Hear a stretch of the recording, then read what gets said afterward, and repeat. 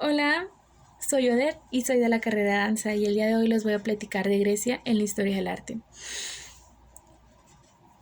Grecia es reconocida ya que en tan solo en 300 años lograron establecer una gran ciudad llena de arte, ciencia, medicina, filosofía, economía, política y todo esto en los aspectos de la misma ciudad. Está dividida en tres épocas muy importantes: arcaica, clásica y helenística. En la época arcaica era una época oscura, así se le denomina tanto en su arquitectura, pintura y escultura, ya que estaban apegados a lo que vendría siendo Egipto, que recién se venían separando. En la época clásica se empezó a desarrollar con dos grandes guerras, con la guerra de las Médicas y Peloponenses. En la época helenística, tras ser conquistado por Filipo II y el darle el reino a su hijo Alejandro el Grande, él tras morir a los 33 años deja todo esto que junto con su padre habían logrado. Egipto por su parte desapareció tras la muerte de su reina Cleopatra. En la cultura y en la ciencia tuvieron un gran desarrollo en la filosofía, con lo que viene siendo Sócrates, Platón y Aristóteles. En las matemáticas tuvieron a Pitágoras, Tales e Euclides.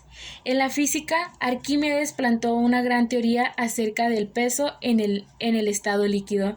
En la medicina, lograron distinguir los síntomas de distintas enfermedades. En la astronomía se logró descubrir que la Tierra no era el centro del universo, sino el Sol. En la literatura se desarrolló lo que fue la poesía y el trato, la famosa y muy difícil complicada poesía de leer, que es la Ilíada y la Odisea. La Liada y Odisea, mil disculpas. En el teatro se cultivó lo que vendría siendo la tragedia y lo que fue también la comedia.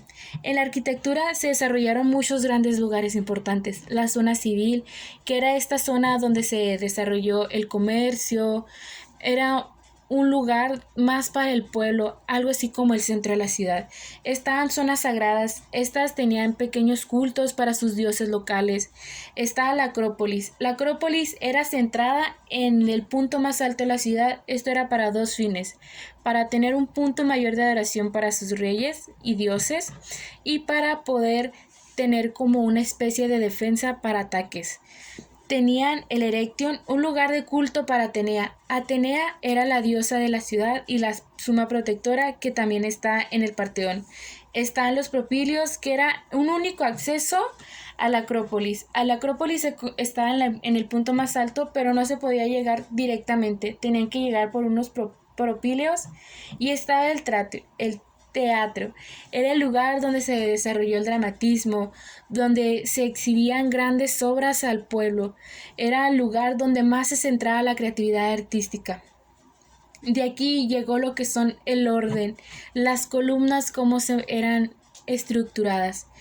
En el orden dórico era un aspecto tosco, grande, severo, puesto de que esta viene de la época arcaica, que como ya había mencionado, viene de Egipto. De aquí sigue el orden jónico. Esto ya era un poco más elegante, bonito, sutil y armonioso. Contaban con adornos de hojas de acanto. Y para finalizar está el orden corintio, que esta ya era más elegante. La columna ya no era una columna simple y sencilla. Esta ya era... Eh, se cambiaba la columna por hermosas figuras de hombres y mujeres resaltando su físico. Los teatros fue algo muy fundamental, el que en una familia hubiera un artista como actor, como hubiese una persona importante para la medicina, era algo, una bendición traída por los mismos dioses. La escultura griega, al ser en la época arcaica, una época oscura, no transmitía grandes sentimientos o, o una vida, por así decirlo. Eran sus facciones eran muy secas, muy tenues, pero a pesar de que eran muy tenues, se seguían inspirando en modelos reales, pero no se permitía todavía, no se desarrollaban a ese punto.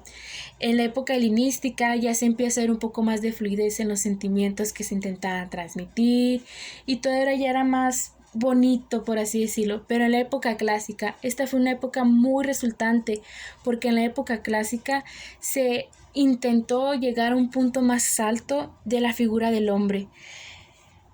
Era el cuerpo atlético se intentaba resaltar principalmente del hombre y alcanzó su mayor posición. Aquí ya se empiezan a utilizar distintos materiales como el bronce y contaban con moldes de cera. Ya tenían también imágenes de dioses griegos y era ya un signo visual más importante para ellos. En la pintura cabe destacar